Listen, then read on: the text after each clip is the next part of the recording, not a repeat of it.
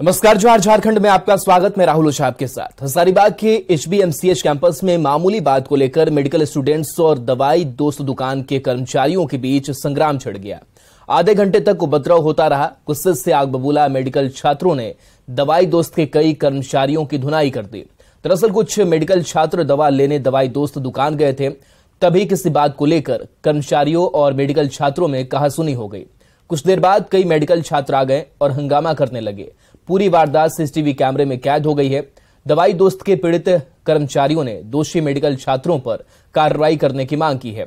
वहीं HBMCH प्रबंधन बीच बचाव करने की कोशिश कर रहा है।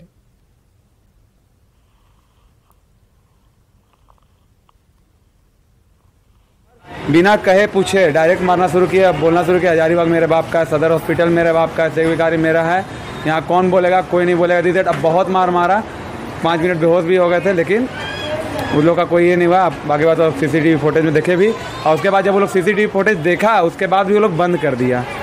और उसके बाद फिर मारा है बहुत कुछ, काउंटर में भी हाथ लगाया है कुछ वैसा। हम लोग सब यहाँ पे थे, उन लोग 25-30 जन आए और सब धमकी देने लगे, बोलने लगे उसका नाम क्या है बताओ, तुम लोग सबको रजिस्ट्रेशन काउंटर वाले लोग, तुम लोग जन कल्याण वाले सारे स्टाफ, तुम लोग सब होश में हो, ऐसे वैसे बहुत तरह का बात उन लोग बोल रहे थे और गाली ये सब भी दे रहे थे, बहुत अभद्र। आप लोगों को क्या बताओगे? हम लोग को पता नहीं, ऐसे उंगली दिखा के क्या क्या उन लोग बोल रहे थे, हल्ला की वजह से सुनाई नहीं दे रहा था। ये लोग कह रहे हैं कि FIR करेंगे। मैं स्टूडेंट से भी बात करना चाह रहा हूँ। स्टूडेंट कौन कौन स्टूडेंट इसमें शामिल हैं उसका पता करने के बाद मैं प्रिंसिपल से बात करूँगा कि आगे की कार्रवाई क्या करनी है। फिर मेरा CCTV लगा हुआ है, रजिस्ट्रेशन काउंटर पे CCTV लगा हुआ है और जो जन औषधि केंद्र है वहाँ भी CCTV लगा हुआ है। उसके फुटेज देखने के बाद अगर कुछ स्टूडेंट पहचान में आएंगे, उन लोगों के खिलाफ प्रिंसिपल से बात किया जाएगा। आगे जो भी कार्रवाई होगी उन लोगों को अवगत कराया जाएगा 2 दिनों में। धनबाद में हुए 2 मर्डर को लेकर झरिया में कई घंटे तक हंगामा हुआ। नाराज परिवार वाले सड़क पर उतर आए और जमकर हंगामा मचाया।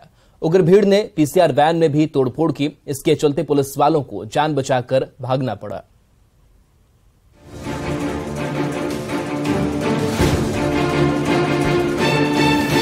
आग, हंगामा और लाठीबाजी।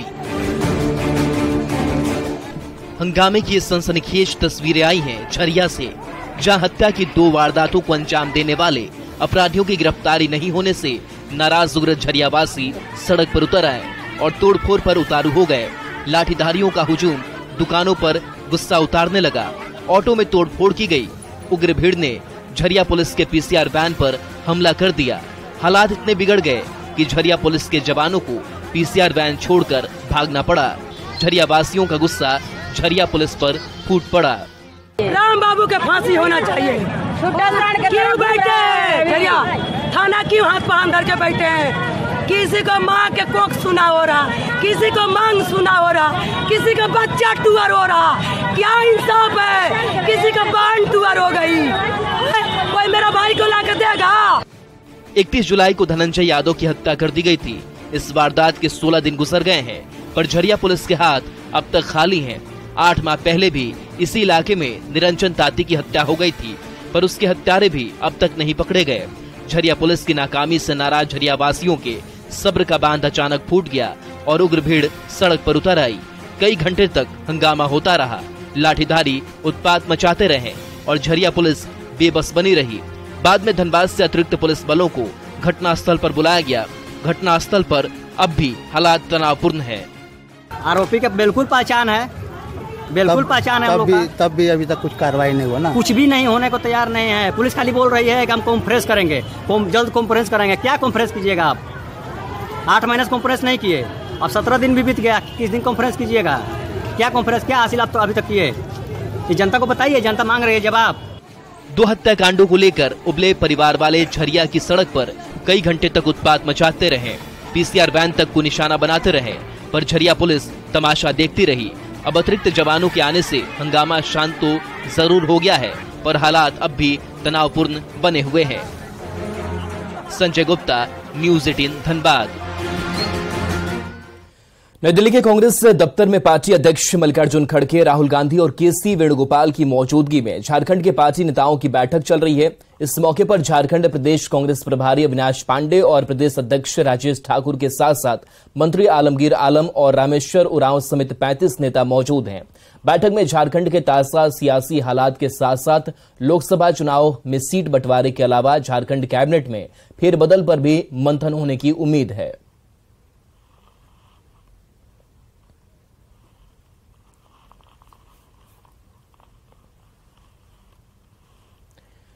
रांची के बीजेपी दफ्तर में प्रदेश अध्यक्ष बाबूलाल मरांडी ने संकल्प यात्रा का स्टिकर जारी किया। मरांडी की संकल्प यात्रा कल शहीद सिद्धो कान्हू की जन्मस्थली भोगनाडीह से शुरू होगी और 10 अक्टूबर तक चलेगी। इस मौके पर वो बरहेट में जनसभा को भी संबोधित करेंगे। बीजेपी का प्रदेश अध्यक्ष बनने के बाद ये उनकी पहली यात्रा होगी। इस मौके पर पार्टी दफ्तर में प्रेस कॉन्फ्रेंस में मरांडी ने मुख्यमंत्री हेमंत सोरेन पर आदिवासी जमीन की लूट खसोट करने का आरोप लगाया और कहा कि आदिवासी मुख्यमंत्री के राज में आदिवासियों पर ही जुल्म हो रहा है। जो सत्ता में बैठे और जो आदिवासियों के नाम पर जो राजनीति करे और चारों तरफ आदिवासी ही लूटा जाए, तब तो फिर आप संकल्प लेने की जरूरत है कि ऐसी सरकार को उखाड़ दिया जाए।